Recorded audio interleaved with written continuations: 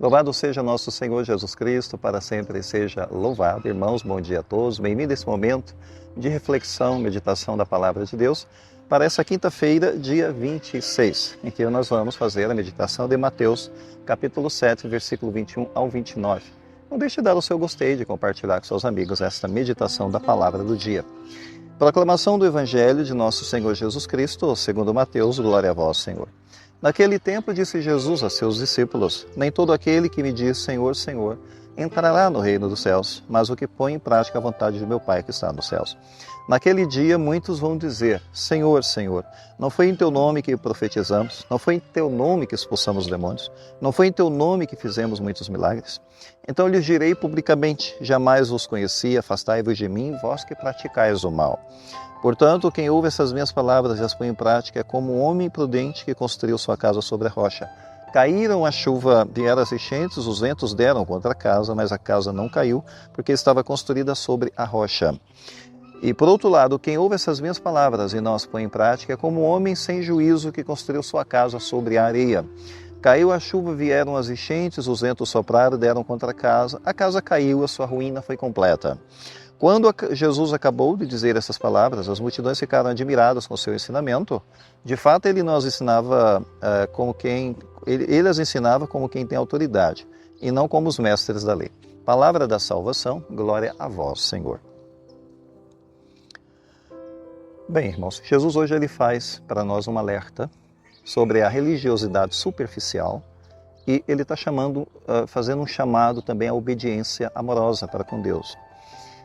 Existe aquele problema que nós chamamos de o engano das obras vazias, aquelas obras que não têm fundamento, que não têm consistência, não têm profundidade. Vamos abrir aspas para as palavras de Cristo. Nem todo aquele que me diz Senhor, Senhor entrará no reino dos céus, fecha aspas. E aí está um perigo muito sutil, que revela as obras vazias, mas é extremamente sutil porque é uma fé de aparência, e parece que seria fé, mas não é fé. Eles chamam Jesus de Senhor, Senhor, Senhor, realizam até algumas obras impressionantes, profetizam, expulsam alguns demônios usando o nome de Cristo, fazem alguns milagres, mas eles não conhecem o coração de Deus, o coração do Senhor. E essa falta de conexão com o coração do Senhor, mesmo que esteja usando o nome dele, dizendo Senhor, Senhor, pode criar o problema dessa fé com obras vazias. E a sentença que Jesus vai dar aqui na palavra dele é, entre aspas, jamais os conheci, afastai-vos de mim.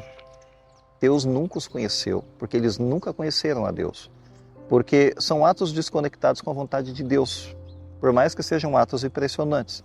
Então, atos que podem ser frutos da vaidade, da ambição, enfim. Usando o nome de Cristo pode conseguir alguns resultados, mas não tinha amor naquilo. Então, milagre sem obediência é meramente ruído espiritual. Então, a gente não pode se enganar com essas aparências. Então, Jesus ele mostra para nós uma sabedoria que leva à salvação, se essa sabedoria existir na nossa vida. Primeiro ele fala aqui da imagem de dois construtores, do versículo 24 ao versículo 27. Dois construtores que colocam dois alicerces. Porque aquele que é prudente e escuta a palavra de Deus construiu na rocha. Esse é o prudente. Mas o insensato ele escuta e ele ignora a palavra. Esse construiu na areia. Você vê que há duas maneiras de construir dois alicerces, embora a casa seja aparentemente igual. Mas os fundamentos eram bem diferentes. Aí vem a tempestade e vão atingir ambos. Ambos vão sofrer com a tempestade, claro. É o sofrimento que vem, as crises que aparecem. Mas um vai resistir. Essas enchentes, os ventos e a chuva, ele vai resistir. E o outro vai sucumbir a essas enchentes, ventos e chuva. Um tem resiliência, porque tem fundamento. O outro não tem fundamento, ele vai afundar. A rocha é Cristo, como nós bem sabemos. Se a gente for lá em 1 Coríntios 3:11, a gente consegue essa imagem de Cristo como rocha lá. São Paulo fala. E a areia, por outro lado, ao contrário da rocha, a areia é uma coisa que não tem consistência. A gente sabe que a areia é uma imagem das emoções passageiras, a areia pode ser imagem dos modismos, etc. A areia pode ser imagem da autossuficiência, que também não tem consistência. Para a nossa vida hoje, a gente pode primeiro perceber que Jesus fala de obediência e ele ensina sobre isso. Deus ele não se impressiona com milagres, mas Deus ele vai se impressionar com quem faz a sua vontade, que é a oração do Pai Nosso, né? Que a gente reza, né? Todo santo dia para nos ajudar a amar, a perdoar, a servir, é o Pai Nosso. A gente reza o Pai Nosso para isso, para que Deus nos ajude, que a gente entenda a vontade dEle, que a gente se conecte com Ele. Porque sem conexão com a vontade de Deus, sem obediência, a nossa vida é vazia, né? É meramente ruído espiritual, não tem consistência. Depois ele fala das tempestades, sim, que revelam os fundamentos, as fundações. As tempestades, as crises, as doenças, as perdas, as traições, né? Tudo isso são testes de solidez, vão acontecer na nossa vida. Esses problemas altos e baixos, porque vão testar a nossa vida, vão testar a solidez. Mas a pergunta seria, né, se a gente está na rocha ou na areia, no sentimentalismo da areia. Ou será que a gente está na rocha firme, que é Cristo? Vamos pedir a Deus a bênção, que a gente sabe que isso é um desafio para a nossa vida. Vamos pedir a bênção que nos dê coragem, né, de viver nessa obediência e que a gente construa fundamentos sólidos na nossa vida espiritual.